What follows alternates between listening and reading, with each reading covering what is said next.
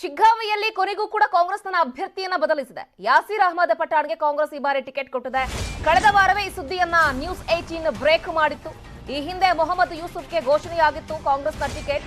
But ಶಿಗ್ಗಾವಿಗೆ ಕಾಂಗ್ರೆಸ್ನ ಆಯ್ಕೆಯಾಗಿ ಯಾಸೀರ್ ಖಾನ್ ಅಂತ ಹೇಳಿ ವರದಿಯನ್ನ ಈ ಹಿಂದೆ ನ್ಯೂಸ್ 18 ಮಾಡಿತ್ತು. ಅದೇ ರೀತಿಯಲ್ಲಿ ಇದೀಗ ಮತ್ತೊಮ್ಮೆ ಯಾಸೀರ್ ಖಾನ್ ಅವರ ಹೆಸರನ್ನೇ ತೆಗೆದುಕೊಂಡಿದೆ ಕಾಂಗ್ರೆಸ್ ಫೈನಲ್ ಆಗಿ.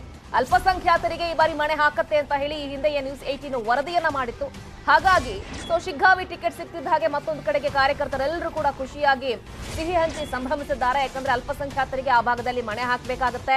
ಜೊತೆಗೆ ಅಲ್ಲಿ ಮುಖ್ಯಮಂತ್ರಿಗಳನ್ನ ಮಣಿಸಬೇಕು ಅಂತ ಹೇಳಿದ್ರೆ ಅಲ್ಲಿ ಮುಸ್ಲಿಂ ಅಭ್ಯರ್ಥಿಗಳನ್ನ ಓಲೈಕೆ ಮಾಡುವಂತಹ ಸಾಧ್ಯತೆಗಳು ದೊಡ್ಡ ಮಟ್ಟದಲ್ಲಿ ಇರಬೇಕಾಗತ್ತೆ ಅನ್ನೋ ಹಿನ್ನೆಲೆಯಲ್ಲಿ ಕಳೆದ ವಾರವೇ ಸುದ್ದಿಯನ್ನ ನ್ಯೂಸ್ 18 ಬ್ರೇಕ್ ಮಾಡಿತ್ತು ಇದೇ ವಿಚಾರಕ್ಕೆ ಸಂಬಂಧಪಟ್ಟ ಹಾಗೆ. ಅದೇ ರೀತಿಯಲ್ಲಿ ಒಂದು ಕಡೆ ಟಿಕೆಟ್ ಘೋಷಣೆಯಾಗಿದ್ರೂ ಕೂಡ ಆ ಟಿಕೆಟ್ ಅನ್ನ ಕ್ಯಾನ್ಸಲ್ ಮಾಡಿ ಮತ್ತೆ ಯಾಸೀರ್ ಖಾನ್ಗೆ ಈಗ ಈ ಬಾರಿ ಟಿಕೆಟ್ ಅನ್ನ ಕೊಟ್ಟಿದ್ದಾರೆ. ಆ ಭಾಗದಲ್ಲಿ ಶಿಗ್ಗಾವಿ ಟಿಕೆಟ್ ಸಿಕ್ತಿದ್ದ ಹಾಗೆ ಕಾರ್ಯಕರ್ತರೆಲ್ಲರೂ ಕೂಡ ಬಹಳ ದೊಡ್ಡ ಮಟ್ಟದಲ್ಲಿ ಖುಷಿಯನ್ನ ವ್ಯಕ್ತಪಡಿಸಿದ್ದಾರೆ.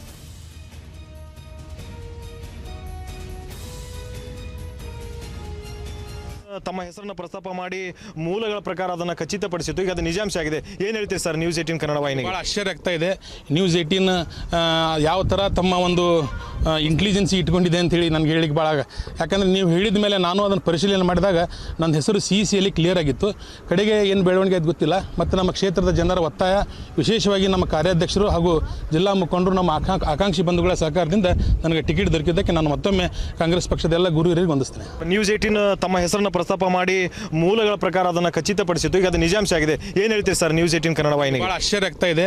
ನ್ಯೂಸ್ 18 ಯಾವ ಥರ ತಮ್ಮ ಒಂದು ಇಂಟೆಲಿಜೆನ್ಸಿ ಇಟ್ಕೊಂಡಿದೆ ಅಂತೇಳಿ ನನಗೆ ಹೇಳಿಕ್ಕೆ ಭಾಳ, ಯಾಕಂದರೆ ನೀವು ಹೇಳಿದ